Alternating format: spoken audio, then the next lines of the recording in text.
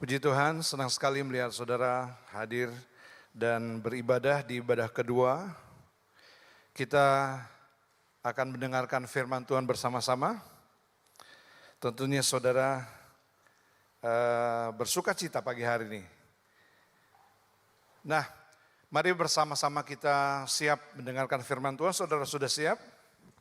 Saudara sudah siap? Lambaikan tangan saudara. Beri kemuliaan bagi Tuhan kita Yesus Kristus. Nah, saya akan bawakan judul Budaya dalam Keluarga Kerajaan Allah. Budaya dalam Keluarga Kerajaan Allah. Nah, kenapa saya katakan budaya?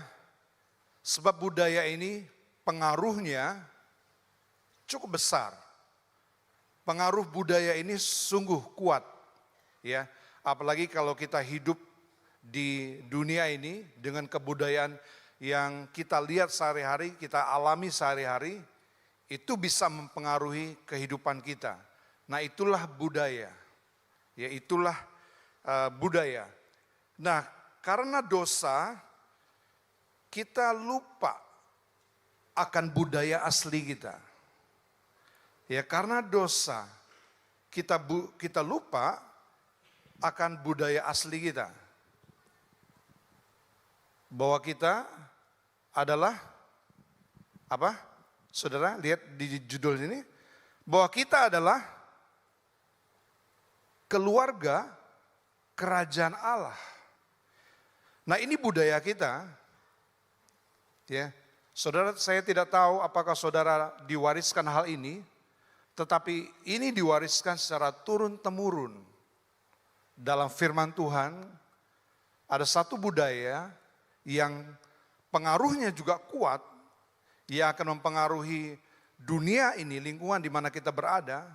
Ya, pada satu waktu kita tahu, kita yakin dan kita percaya bahwa budaya kerajaan Allah ini akan menginvasi bumi ini. Ya, akan melanda bumi ini dan akan mempengaruhi seluruh bumi ini. Tetapi kita yang hidup di bumi ini, kita tahu, saudara, kita hidup di tengah-tengah budaya sekuler. Ya, budaya yang seperti kita lihat hari-hari ini, itu mempengaruhi kita. Kita sekarang sedang bertarung dalam dua budaya. Ya, budaya dari dunia ini dan budaya dari kerajaan Allah. Nah, dosa yang membuat kita lupa culture kita. Budaya asli kita. Mari kita melihatnya. Ya, kita melihat tentang budaya ini. Budaya ini dibentuk dari kebiasaan-kebiasaan dan dibentuk dari gaya hidup yang kita lihat pada hari-hari ini. Kebiasaan gaya hidup orang-orang yang tinggal dalam suatu masyarakat diwariskan secara turun-temurun dari generasi dan ke generasi. Ya, budaya yang kita lihat hari ini kita dapatkan dari generasi-generasi yang sebelumnya. Pengaruh yang terjadi di dalam kehidupan kita juga kita dapatkan dari pengaruh generasi pada masa yang lalu. Nah, cuman saudaraku, masalahnya bahwa itulah karena dosa kita lupa akan budaya asli kita. Sehingga yang mempengaruhi hidup kita adalah budaya dari dunia ini. Ya, budaya yang kita dapatkan dari turun-temurun, generasi ke generasi. Nah, kemudian budaya inilah yang membentuk identitas dari suatu kelompok masyarakat. Bahkan suatu bangsa. Identitas ini membentuk, budaya akan membentuk identitas. Kita tahu identitas kita, contohnya identitas kita sebagai orang Indonesia apa? Orang ketika melihat hal ini, oh dia tahu, oh ini orang Indonesia. Itu identitas yang terbentuk dari budaya. Ya, contohnya apa saudara? Gotong royong. Ya, ini budaya dari dulu terkenal sekali bahwa kita orang Indonesia itu identik dengan gotong royongnya, dengan kebersamaan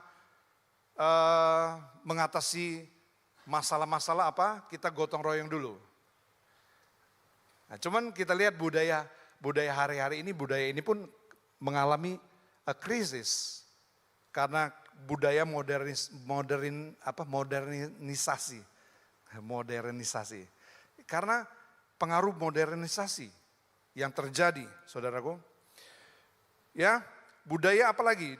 Budaya ketika orang lihat Indonesia yang terkenal dengan batiknya, yaitu identitas kita.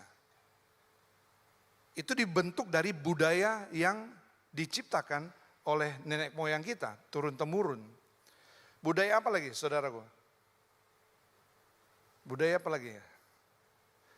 Nah, kalau saudara lihat budaya makanan, ada makanan ciri-ciri khas kita yang kita nggak sadar itu diturunkan turun-temurun jadi makanan kita hari-hari ini. Rendang contohnya. Itu di negara-negara lain tidak ada. Ya, wah enak sekali kalau rendang bukenan Indonesia ini. Pasti lezat sekali. Nah, saudaraku, inilah budaya yang membentuk identitas dari suatu bangsa. Karena budaya tempat asal usul kita yang sering kali kita lupakan, ya sekali lagi budaya ini pengaruhnya sangat kuat. Kalau kita menghayati ini, kita mendalam ini bahwa kita, budaya asli kita tidak lupakan, maka saudara akan mengatasi masalah-masalah kehidupan, masalah-masalah di dalam rumah tangga juga, saudara pakai budaya ini. Budaya dari kerajaan Allah. Kalau saudara tidak melupakan ini, kalau saudara kuat hubunganmu dengan Tuhan, terus nyambung saudaraku, masalah apapun saudara akan selesaikan ya dengan budaya dari asal usul kita. Nah, budaya tempat asal usul kita yang sering kita lupakan adalah ini, budaya sorga. Ya, mari kita melihatnya di dalam Filipi 3 ayat yang ke-20 dan 21. Ya, budaya keluarga Allah adalah budaya sorga. Filipi 3 ayat 20 dan 21 kita baca. Karena kewargaan kita adalah di mana? Di dalam surga. Sekali lagi, kewargaan kita ya, ini bicara tentang identitas kita yang hilang karena dosa, yang tertutup karena dosa, yang kita lupakan karena dosa. Semakin saudaraku pengaruh dosa itu makin berkurang dalam kehidupan kita, kita lihat pengaruh ini muncul nanti. Pengaruh dari budaya kerajaan Allah ini akan muncul dalam hidup saudara. Akan muncul dalam pemikiran-pemikiran saudara. Akan muncul dalam pekerjaan kita. Apapun yang kita lakukan di bumi ini, kita ini warga negara sorga yang Tuhan taruh di bumi ini. Nah, sadar gak kita? Bahwa saudara itu warga negara sorga yang sudah percaya Yesus. Lambaikan tangan saudara. Sudah percaya Yesus semua? Saudaraku, ingat ini. Saudara sebagai orang yang percaya kepada Yesus, ini diberikan kewargaan sorga kepada saudara. Kalau kita menyadari hal ini, saudaraku, wow, dahsyat kehidupan kita. Dahsyat keluarga kita. Ya, kita punya pengaruh, mempengaruhi bumi ini. Dengan budaya-budaya yang dipakai oleh bumi ini untuk mempengaruhi kita justru. Tetapi budaya asli kita adalah kewargaan sorga. Nah, kewargaan kita adalah di dalam sorga. Ya, sorga yang kita ini tinggal di bumi, tetapi kewargaan kita di sorga. Dan dari situ juga, ya dari bumi ini, kita menantikan Tuhan Yesus Kristus sebagai Juru Selamat. Kita memang tinggal di bumi ini, ya dari situ kita tahu, kita menantikan, siapa yang kita nantikan? Siapa yang kita nantikan?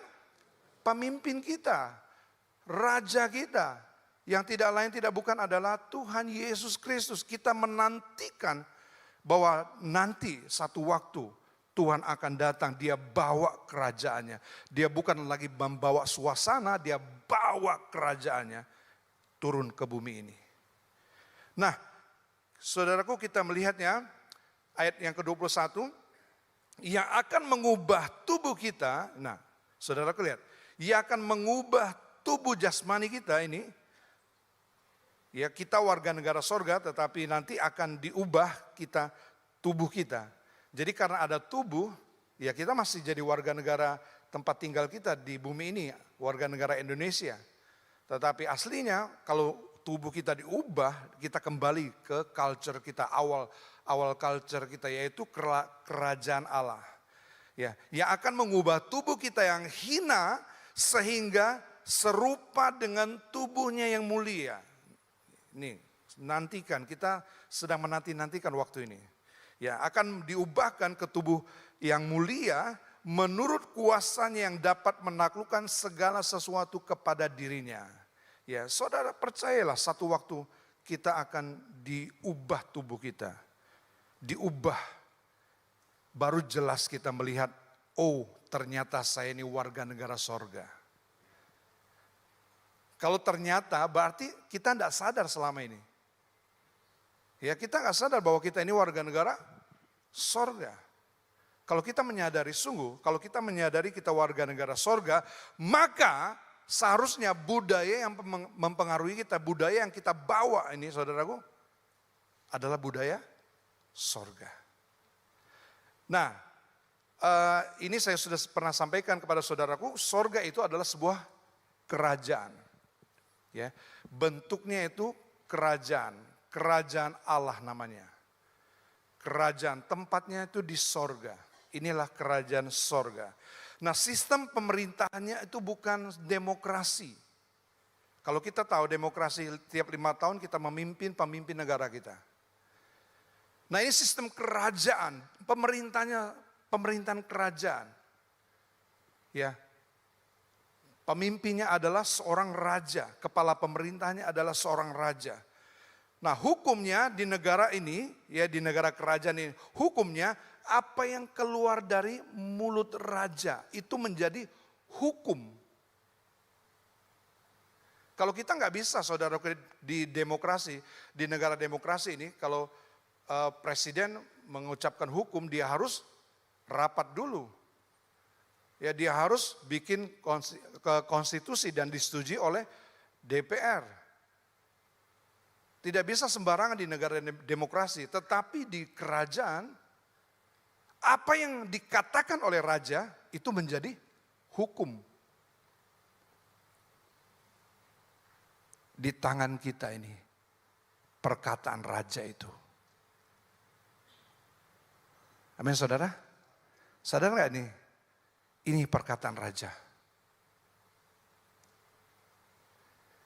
Yang ada di tangan kita, yang ada di tangan saudara. Ya. Nah, lihat budayanya, dia ini punya budaya kerajaan. Budayanya apa? Gaya hidup atau cara hidup sang raja. Bagaimana kita melihat cara hidup sang raja, apa yang diajarkan oleh sang raja, apa yang diterapkan di pemerintahannya, itu tertulis semua di hukum kerajaan ini. Ya, apa yang menjadi gaya hidup sang raja? Kita tahu gaya hidup sang raja kita. Ya, dia adalah raja yang penuh kasih. Sistem kerajaannya adalah sukacita, damai sejahtera, kebenaran. Nah, ini yang harusnya jadi budaya kita. Mari sadari, ini jadi budaya kita. Di tengah-tengah himpitan dari dunia ini, di tengah-tengah himpitan dari sistem yang ada di dunia ini, kita memperjuangkan sistem kerajaan Allah. Budaya kerajaan Allah. Jadi gaya hidup kita juga. Ya. Kalau saudaraku melihat gaya hidup kalau sistem kerajaan yang ada, negara-negara bekas jajahan Inggris, saudaraku, sama persis. Budaya apa yang dilakukan oleh sang raja, Ratu Inggris itu jadi budaya setempat, jadi budaya koloni, di mana kerajaan itu menginvasi negara-negara yang dia kuasai. Ya, misalnya saudaraku, kita lihat kalau kita nyetirnya di sebelah kiri, di sebelah kanan ya. Nah, kalau kita lihat budaya mereka, mereka setirnya di sebelah kiri. Dan cara mereka minum teh, ya, itu kenapa mereka banyak minum teh daripada kopi? Karena kerajaan rajanya sendiri minum teh. Apa yang dilakukan oleh sang raja dalam kerajaan itu akan diterapkan semua dalam seluruh pemerintahannya di bawah koloninya. Nah, itulah budaya, saudara. Itu budaya. Dan kalau kita sadar kita ini warga negara sorga, harusnya gaya hidup kita, gaya hidup sorga. Seperti gaya hidup raja kita. Ya, lama-lama saudaraku tangkap ini. Ini akan mempengaruhi juga cara kita berumah tangga.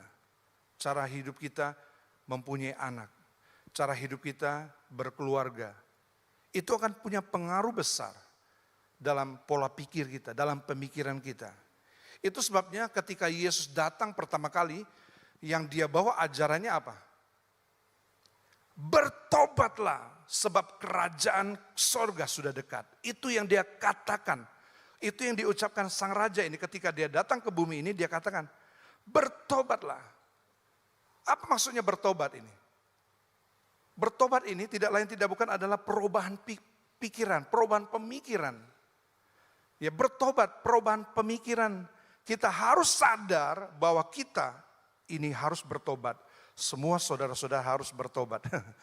Ya, tidak rugi kita bertobat. Kembalikan pemikiran kita kepada pemikiran kerajaan Allah. Sebab kerajaan sorga sudah dekat, Yesus katakan. Pertama kali dia buka suara ketika pemberitaan Injil dia sampaikan. Bertobatlah sebab kerajaan sorga sudah dekat. Nah, ini bicara tentang apa? Suasana sorga. Pengaruh dari kerajaan sorga, pengaruhnya kepada diri kita apa? Pertobatan. Kita mulai pertobatan dari mana? Dari isi kepala kita. Kalau saudara bisa merubah isi kepala, ya ini di jiwa, saudara bisa pengaruhi aktivitas kita. Kalau ini tidak bisa berubah, selamanya kita tidak akan berubah. Selamanya roh kita juga tidak mampu untuk menguasai jiwa kita. Kalau kita bertobat, kita kembali kepada firman Allah, kembali ke budaya kita, maka kita akan melihat sorga itu turun. Seperti lagu tadi ya. Kumerasakan hadiratmu di bumi seperti di surga. Aku melihat sorga turun di dalam rumahku. Wow, mau gak saudara? Mau gak budaya sorga ini kita terapkan dalam keluarga kita? Harusnya mau sekali. Ya, kita sadar, oh saya sudah lama ini tidak punya pengaruh dari sorga, budaya sorga. Nah, saudaraku lihat pengaruh, ini gunung pengaruh, the 7 mountains of influence. Ini pengaruh. Ada 7 yang mempengaruhi bumi ini, dunia di mana kita tinggal ini. Lihat saudaraku, bidang-bidang apa saja, arts and entertain. Ini adalah seni dan hiburan. Bisnis, dunia bisnis. Ini mempengaruhi kehidupan semua kita di dunia ini. Ketiga, edukasi, ya, pendidikan, family. Nah, inilah yang kita bahas, keluarga. Itu juga budaya dunia ini akan mempengaruhi kita, budaya dunia ini. Yang kelima, government, pemerintahan. Pemerintahan ini banyak pengaruhnya. Kalau kita lihat pengaruh di negara komunis, sosialis, wah saudaraku tidak sebebas di negara demokrasi memang. Tapi di negara demokrasi kita lihat tidak baik-baik, tapi seperti apa? Sekam yang apinya ada di bawah. Kelihatannya di atas tenang, tapi di bawah itu wah, tinggal meledak dan tunggu waktu, bom waktu. Wah ngeri. Government, pemerintahan. Kemudian ada media. Media hampir setiap hari kita gunakan media ini. Mempengaruhi kehidupan kita juga. Nah, religion atau agama itu juga pengaruh besar dalam hidup kita. Ini kekristenan. Religion ini agama-agama yang ada di bumi ini mempengaruhi cara hidup, mempengaruhi budaya orang-orang yang tinggal di dalamnya. Nah, firman Tuhan katakan Yesaya pasal 2. Kalau saudara membaca Yesaya pasal 2, di sana jelas sekali dikatakan bahwa gunung rumah Tuhan, tempat rumah Tuhan ada, nantinya gunung ini yang akan mempengaruhi seluruh gunung-gunung yang ada di bumi ini. Gunung-gunung pengaruh yang ada di bumi ini. Gunung rumah Tuhan akan menonjol, akan nampak saudaraku kalau kita membaca ayat yang ketiga, ayat yang pertama, ayat yang kedua. Akan terjadi pada hari-hari yang terakhir, gunung tempat rumah Tuhan, ya gunung tempat rumah Tuhan ini tidak termasuk di ketujuh ini tadi. Gunung tempat rumah Tuhan akan berdiri tegak di hulu. Ya, di hulu itu berarti di paling ujung, paling atas ya, di hulu. Akan berdiri tegak di hulu, gunung-gunung dan menjulang tinggi di atas bukit-bukit. Lihatlah, gunung apa ya kali ini? Segala bangsa akan berduyun-duyun ke sana. Dan banyak suku bangsa akan pergi serta berkata. Inilah pengaruh dari gunung rumah Tuhan. Di mana ada kemuliaan Tuhan nanti di sana. Inilah gunung rumah Tuhan di mana Tuhan berhadirat. Ya dikatakan serta berkata, mari kita naik ke gunung Tuhan, ke rumah Allah Yakub, supaya ia mengajar kita tentang jalan-jalannya, supaya kita berjalan menempuhnya. Sebab dari Sion akan keluar pengajaran dan firman Tuhan dari Yerusalem. Satu waktu gunung ini akan menjulang tinggi. Gunung ini sudah menjulang tinggi, tapi bagi kita belum kelihatan menonjolnya. Akan berdiri tegak di hulu. Akan menjulang tinggi di atas gunung-gunung yang lain. Akan mempengaruhi semua gunung-gunung yang ada di bumi ini. Inilah pengaruh dari kerajaan Allah. Inilah yang kita pelajari sekarang. Pengaruh dari budaya yang dibawa kerajaan Allah akan mempengaruhi semua sistem yang ada di bumi ini. Saudara memang nggak kelihatan sepertinya mana gunung Tuhan. Tapi jelas pengaruh ini makin lama makin besar. Dinubuatkan di Daniel, kitab Daniel, patung yang didirikan oleh Nebukadnezar, patung dari emas, dari perak, dari perunggu, dari tanah liat dan dari besi di bawah kaki dari paling atas itu mulia, ya sampai ke bawah itu tidak kurang mulia, campuran dari tanah liat dan besi. Perhatikan apa kata firman Tuhan. Nanti satu waktu satu batu, ya batu dari gunung rumah Tuhan itu akan akan meluncur jatuh menimpa, katanya menimpa patung itu, menimpa kakinya patung itu. Lalu dari bawah sampai ke atas roboh semua. Dan dari batu itu dibangun tempat kediaman rumah Allah. Menjadi gunungnya Tuhan, haleluya. Kita akan melihat kemuliaan dari gereja Tuhan yang sempurna nanti. Itu sebabnya kita siap-siap. Budaya yang kita pakai aja masih budaya duniawi, banyak budaya duniawi, budaya di bisnis. Kita budaya duniawi apa? Seperti di bisnis kita lihat saudaraku, kalau kalau kita jujur, wah kita ndak akan untung katanya. Tapi sistem budaya ini yang akan menang. Kita lihat bagaimana, wah kalau saudara nanti bulan Agustus kita akan membahas soal ini ya, soal keuangan ini. Bagaimana sistem keuangan ini mempengaruhi, menjajah kita selama ini. Itu sebabnya kita harus membangun sistem, apapun juga sistem. Di bisnis kita yang kita sedang kerjakan harus kita bangun berdasarkan kerajaan Allah. Baru kita kuat sistem itu. Nah, mari kita melihat pengaruh dari budaya dunia bagi keluarga dalam pernikahan modern sekarang ini. Pengaruh budaya dunia bagi keluarga. Yang pertama adalah budaya ini pengaruh dari dunia yang masuk juga ke dalam keluarga Kristen. Yang pertama adalah budaya patriarki. Apakah budaya patriarki? Ini budaya yang dimana mendominasi yang berlebihan dari laki-laki kepada perempuan. Memang laki-laki itu disebutkan kepala, tapi ini berlebihan, dominan.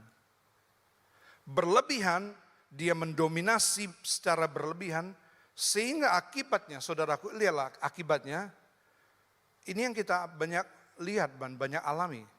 Ya, ada KDRT.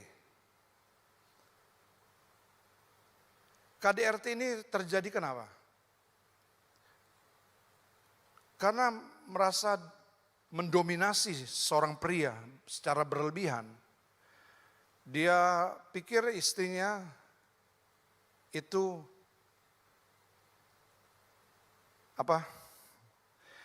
istrinya itu sparring partner kali ya. Tempat untuk latihan tinju. Nah, inilah akibatnya. Ini budaya dari dunia. Ya, sehingga kita melihat banyak sekali kasus KDRT ini terjadi. Kekerasan dalam rumah tangga ini terjadi. Ini dominasi pria terlalu berlebihan. Terus ada poligami. Kenapa banyak poligami? Ya, inilah dominasi pria secara berlebihan. Dia merasa superior, dia merasa hebat, dia merasa dia yang cari uang. Dia merasa dia yang paling kuat, dia merasa dia pemimpin. Dia merasa dia harus mendominasi, mempengaruhi seluruh keluarganya. Baru-baru ini ada artis, tapi baru isu, yang ngomong sama istrinya, boleh nggak aku poligami? Wah, istrinya langsung keluarkan jurus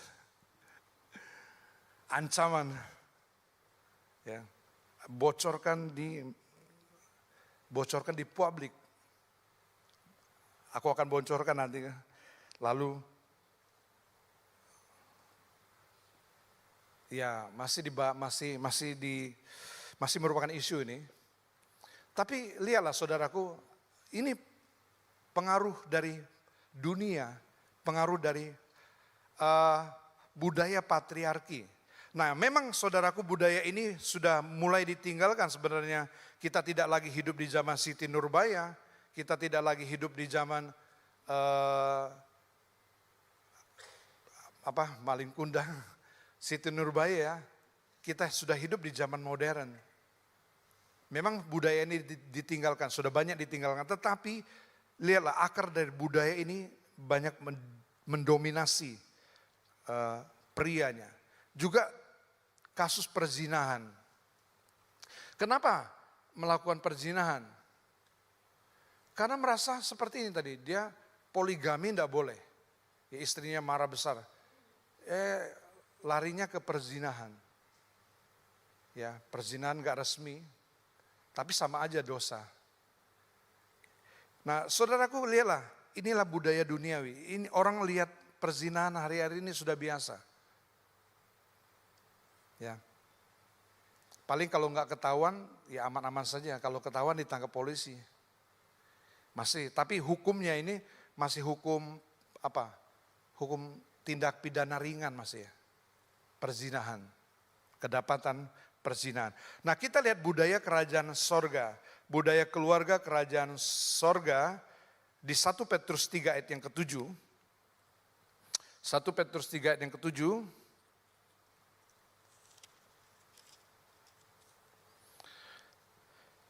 Demikianlah juga kamu, ya demikianlah juga kamu, hai suami-suami, ya, hai suami-suami, ada suami-suami di sini? Hai suami-suami, ya, hiduplah bijaksana dengan istrimu sebagai kaum yang lebih lemah. Posisinya yang memang lemah. Ya. Struktur tubuhnya memang kita tahu struktur tubuh dia lemah. Ya. Dia kita pukul, kita ajak berantem pasti kalah dia. Dia lemah. Tetapi kita hidup bijaksana. Ya. Sering kali saya dengar suami bilang begini, saya tidak takut sebenarnya sama kamu, sama istri. Tapi saya cuma takut sama Tuhan. Bahasanya bagus sekali. Saya tidak takut sama istri. Saya takutnya sama Tuhan. Saya tidak melakukan, maksudnya tidak melakukan dosa, tidak melakukan perzinahan, tidak melakukan perselingkuhan. Itu bukan karena takut sama kamu, tapi takutnya sama Tuhan. Nah itu benar sebenarnya benar. Tapi lihatlah, sebenarnya kalau kita hidup bijaksana dengan istri kita sebagai kaum yang lebih lemah, kita akan menghormati mereka. Kita akan menghormati pernikahan. Ya ini budaya yang dibawa turun-temurun dari sejak zaman Alkitab. Yang pertama, ya, saudaraku, ini diwariskan secara turun-temurun di budaya kerajaan Allah. Sebagai kaum yang lebih lemah, hormatilah mereka sebagai teman pewaris. Lihat, jadikan dia teman pewaris. Jadikan dia sebagai apa? Jadikan dia sebagai teman pewaris. Ya, teman pewaris dari kasih karunia, yaitu kehidupan supaya doamu jangan terhalang. Ya, keharmonisan kita itu dapat menghalangi doa-doa kita. Kalau kita tidak harmonis, itu doa-doa kita bisa terhalang. Nah saudara, cepat saja kita lihat. Yang pertama tadi budaya patriarki, budaya yang dinominasi oleh pria secara berlebihan. Yang kedua adalah kita melihat budaya modernisasi. Ya, budaya modernisasi khususnya ini faham feminisme. Ya, filosofi atau faham tentang feminisme. Feminis ini apa? Ini istri yang menolak tunduk kepada suami. Istri yang menolak tunduk kepada suami. Ini benar enggak? Benar? Nah tetapi di paham ini saudaraku, lihatlah, feminisme ini menekankan benar jadi individualis. Ya istri merasa punya hak untuk tidak ditindas. Ya memang benar tidak ditindas saudaraku. Tetapi dia akhirnya juga tidak tunduk kepada suaminya. Ya, jangan sampai budaya ini masuk ke dalam rumah tangga kita. Ya, istri menolak tunduk kepada suami. Akibatnya juga ini terjadi KDRT. Ya, KDRT. Tetapi bukan dilakukan oleh suami. Sekarang dilakukan oleh istri. Istri rasa aku lebih kuat dari kamu. Ya. Banyak di sini suami-suami takut istri? Jujur? Halo? Banyak yang takut istri. Karena istrinya lebih galak, lebih kuat, lebih berotot dari suaminya. sehingga melakukan KDRT. Nah ini juga menjadikan istri seorang individualis. Egonya terlalu tinggi, egonya terlalu besar. Dia merasa aku sama kok dengan kamu. Ya memang Alkitab katakan itu sederajat kita. Tidak ada perbedaan antara laki-laki dan perempuan di hadapan Tuhan. Tetapi otoritas itu dimiliki oleh suami. Otoritas itu dimiliki oleh suami. Mementingkan diri sendiri. Nah, saya tidak mencatatnya di sini juga pengaruhnya dalam budaya dunia ini. Kalau feminisme itu maaf ini, dia menolak untuk melayani suaminya secara seksual. Dia menolak padahal sudah jadi suami istri. Ini memang benar ada kasus-kasus seperti ini terjadi. Sampai sekarang ya istrinya belum mau diajak tidur bareng. Istrinya menolak. Memang ada pengaruh, ada sedikit frigid, mungkin takut ya. Tetapi budaya ini sudah masuk ke dalam keluarga modern. Ya, dia bukan lagi sekedar takut, tapi dia bisa menolak. Menolak untuk diajak berhubungan secara seksual di dalam rumah tangga. Sekali lagi ini dalam rumah tangga, itu tidak ada seks itu kudus. Ya, itu sebabnya Allah memberikan kita organ seksual.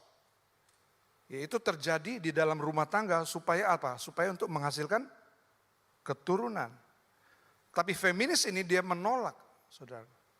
Saya kadang-kadang lihat kasihan sekali, ada suami-suami yang sehingga suaminya jajan di luar. Suaminya, sebab begini, saudaraku, saudara harus tahu strukturnya pria seperti apa. Pria itu tidak ada musim. Kalau wanita itu ada musim semi, ada musim panas, ada musim gugur, ada musim dingin. Nah kalau musim dingin dia, jangan coba-coba deketin dia. Sensitivitasnya tinggi sekali. Tapi laki-laki ini masalahnya tidak ada musimnya. Kapan aja, di mana aja, bahayanya siapa saja.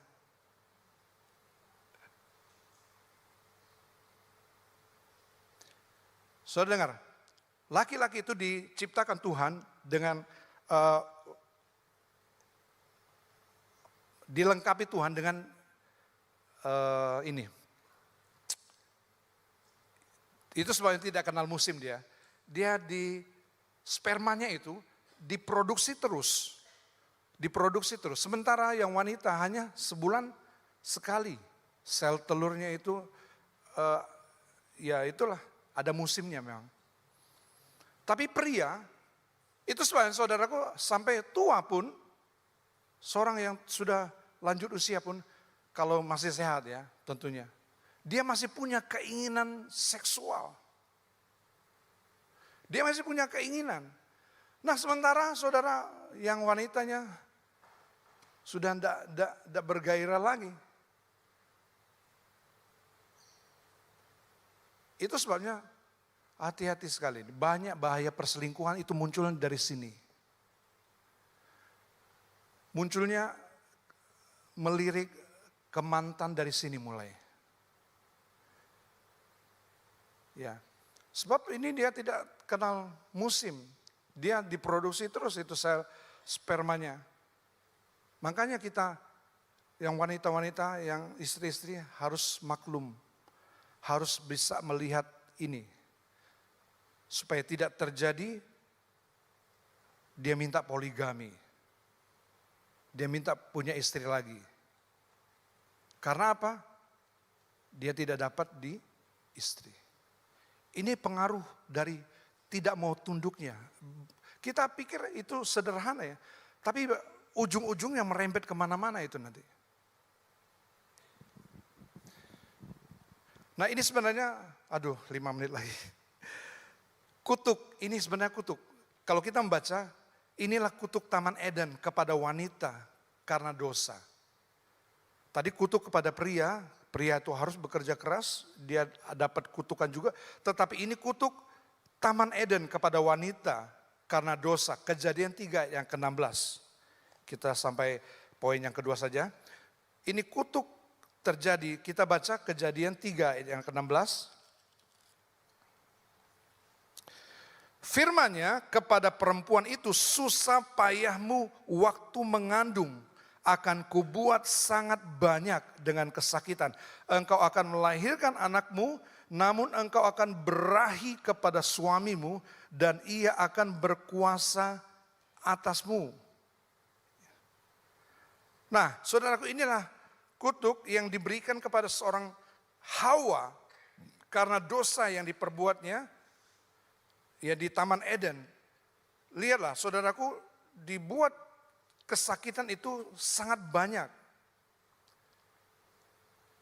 Pertama ya kesakitan, kita lihat dalam rumah tangga yang banyak meneteskan air mata, siapa?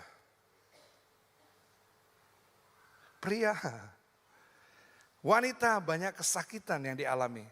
Ya termasuk kesakitan dalam melahirkan, mengandung. Dan kubuat sangat banyak kata Tuhan. Dengan kesakitan engkau akan melahirkan anakmu, namun engkau akan berahi. Nah di sini dikatakan berahi ini ada dua maksud saudaraku. Tapi saya ingin menekankan yang kedua. Maksudnya adalah berahi di sini adalah keinginan yang kuat untuk mengontrol suaminya. Untuk mengendalikan suaminya. Keinginan yang besar, keinginan yang kuat. Untuk bisa menguasai suaminya, mengontrol suaminya. Dan disinilah banyak konflik terjadi. Ya, disinilah banyak konflik yang terjadi. Konflik yang tidak habis-habisnya dalam pernikahan. Dia katakan apa? Ayat yang terakhir, namun engkau akan berahi kepada suamimu dan suami mau dikuasai? Mau? Oh suami tidak mau, suami dia akan menguasai kamu. Dia malah akan berkuasa atasmu. Ini ya, kuasa satu dengan satu bernafsu untuk menguasai, bernafsu untuk mengendalikan suaminya. Tapi suaminya enggak mau, dia ngotot. Nah inilah angka perceraian saya catat ya, banyak terjadi karena perselisihan yang tidak habis-habisnya dalam keluarga. Ya. Tahun 2022 angka perceraian, angka pernikahannya 1.705.348, 1,7 juta. Ini pernikahan tahun 2022 ini yang dari BPS saya dapatkan. Ya, tahun 2023 tidak tahu saya. Ini, nah mengenai data perceraian Badan Pusat Statistik mencatat adanya 447.743 angka perceraian. Hampir 30%. Ya. Dan penyebab utamanya adalah pertengkaran terus-menerus. Penyebab utamanya adalah ini. Istri nggak mau tunduk, suami yang dominasinya berlebihan. Maka tukaran terus di sini. Kita lihat budaya yang terakhir. Budaya kerajaan sorga. Matius 9 ayat 3 dan 5.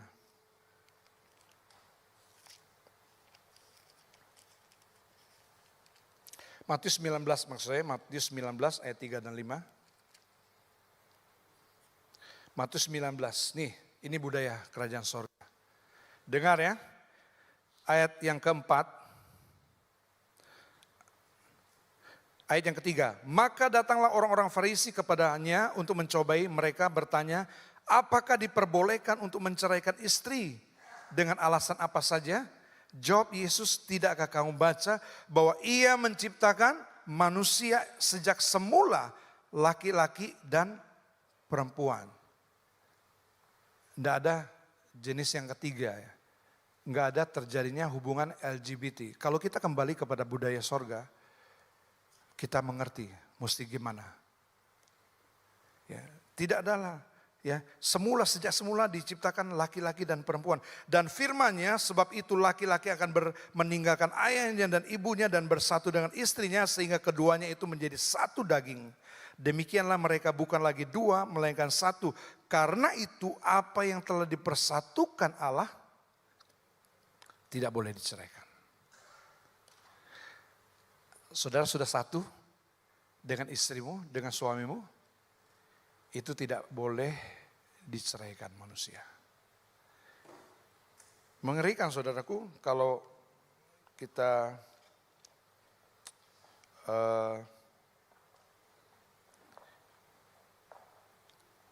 hidup dalam budaya dunia. Wah, pengaruhnya seperti ini saudaraku, akan merusak banyak hal. Ya, akan merusak pernikahan, akan merusak rumah tangga, akan merusak anak-anak, akan merusak semua bidang kehidupan kita. Kalau kita ikuti budaya dunia ini. Tapi percayalah, budaya sorga adalah budaya kerajaan Allah. Budaya asli kita. Amin. Amin saudara. Ini budaya asli saya. Budaya asli anak-anak Tuhan. Budaya sorga. Ada banyak lagi budaya dunia ini yang mempengaruhi kehidupan kita.